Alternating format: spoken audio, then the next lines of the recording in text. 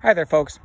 I suppose we can give this video a subtitle, and the subtitle would be Old and New.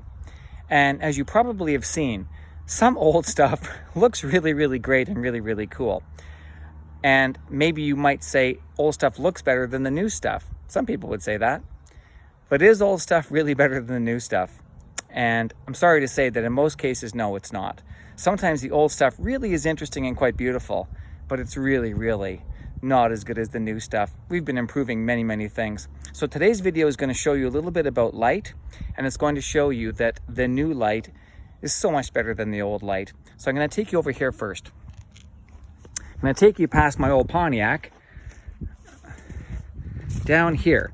And we're going to go back to photography for a moment. Now remember that I showed you a camera in one of my last videos. Okay, well, there's something a little bit different about this camera, isn't there? There's this crazy little thingamabob on top. I wonder if any one of you know what that might be. Well, this little unit right here slid on top of the camera and clipped down, and it was useful for taking a flash picture. Not like this yet. Watch what you have to do first. See that little arrow? Watch. I have to do this one-handed. It's actually very tricky. Let me see if I can do it. Come on, one-handed. Oh, here we go. Okay, it's coming out. Look at this. It's like a geometry lesson. Come on. One-handed is very hard. There it is, all worked out. Isn't that quite beautiful? So what is this crazy thing on top? Well, obviously, that crazy thing on top is a reflector. It's a light reflector. What light? Well, the light that comes out of this little part right here, although the part that goes in there is not really shown yet. I've not plugged it in. What goes into that crazy hole in the center is one of these. Look at that. Isn't that quite beautiful? I love looking at these. It's a light bulb like you've never seen before. Isn't it crazy? Have you ever seen a light bulb so full of filaments before? I bet you haven't. I mean, you've seen light bulbs before, there's no question. I mean, you can go to the store and you can buy, a couple of these for a couple of bucks. Look at this. It's so cheap. And that's the same sort of thing. It's a glass container, and in the glass container you have a stand, and the stand supports a filament. When you put power into the bottom, where this little bottom pin is, right?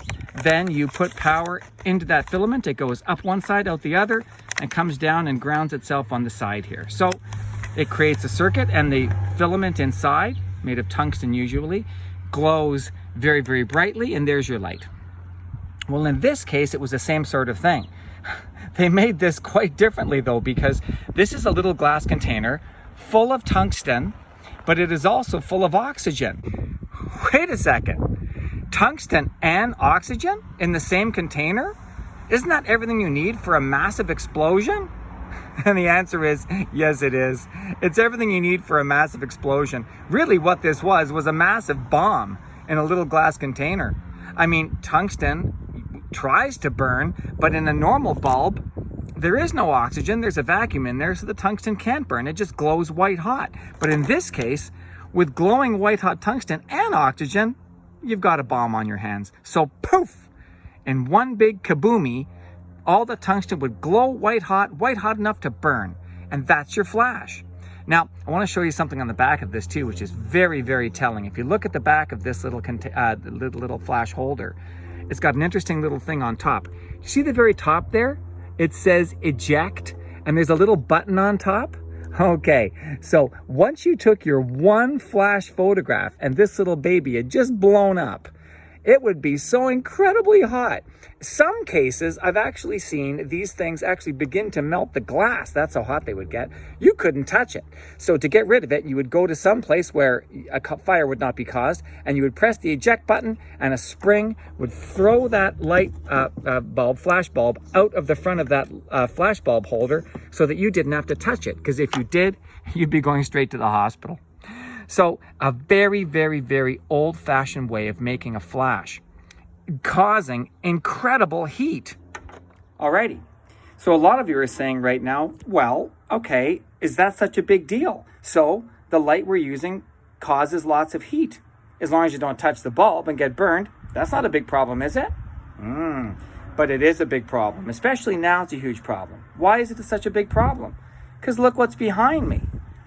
It's the air conditioner. That's right.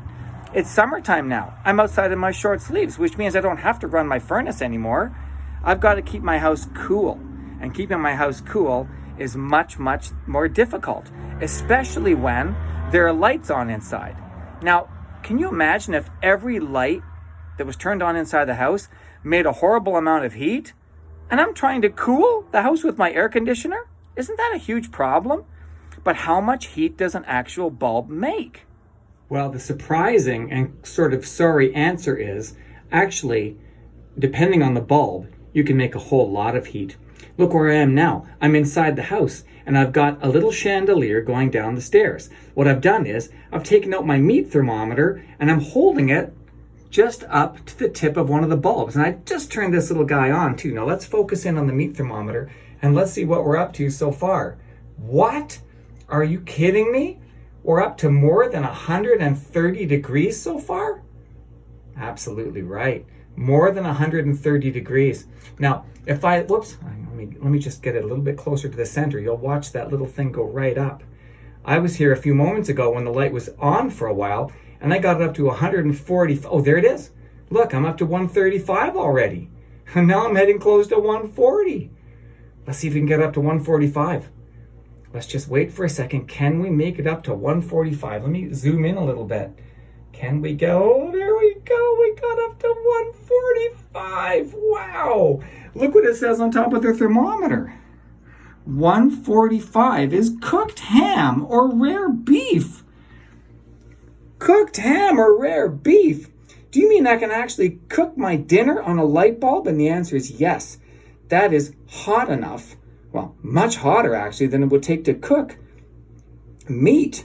And I can't touch that light bulb at all. I would get really, really badly burned. Now, let's look back again. Look at the light. 1, 2, 3, 4, 5 different bulbs, all making that hideous heat.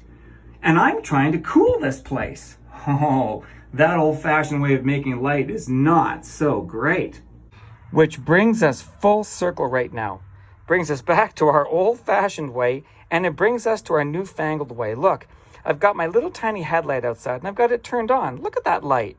Isn't that nice light? Absolutely it is. It's nice and bright. But this is light made in a whole new way. This is an LED flashlight, and I'll bet you all of you kids have 20 or 30 LEDs in your house. Almost everything that comes with new technology uses some sort of LED bulb. And an LED bulb, incredibly, makes almost no heat. A nice light though, eh? Isn't that great? Now let's test the temperature of an LED bulb. Check it out. The same sort of chandelier, right? Wrong. This is a different chandelier, a newer one I've put in. Let's test it with our crazy thermometer. I'll see if we can get that thermometer to start to climb. Come on, thermometer, climb up. Come on, I'm touching it right to the end of that bulb. Come on. Go, baby, go. Go, what? It's not even moving. Impossible. Do you mean I can actually reach out and, oh my gosh, look, I can actually touch that bulb. That LED chandelier bulb is bright as can be and absolutely cool as can be. My goodness. Which means I'm not having to air condition this bulb. Can you imagine?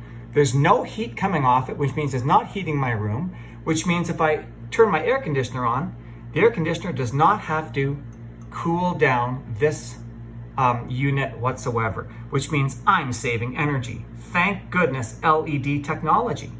Here we are back in the Pontiac. Look at that fantastic steering wheel. Wow, and that horn ring. It's amazing. Look at the size of this thing. Isn't it gorgeous?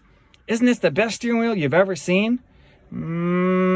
Well, not really. Because if you look over here, you'll see something very interesting about this car. Look. See the seat belts? No seat belts. That's right. I'm sitting in my old Pontiac with no seat belts whatsoever. And look at the middle of this steering wheel. This great, big, massive, sharp hunk of chrome. Look at the beastliness of it. Isn't that amazing? So if I stop fast, guess where my face hits? This nice, big, beastly hunk of chrome. Well, that's going to break my nose and take out some of my teeth. Hooray! So maybe older things aren't always as good as newer things, even though they might be quite interesting and quite beautiful. We've seen that in light today, haven't we? And maybe, well, sorry to say, cars might be similar. But I like looking at them anyway. Isn't that cool? Isn't that fancy? I love it. Take care. Have a great day.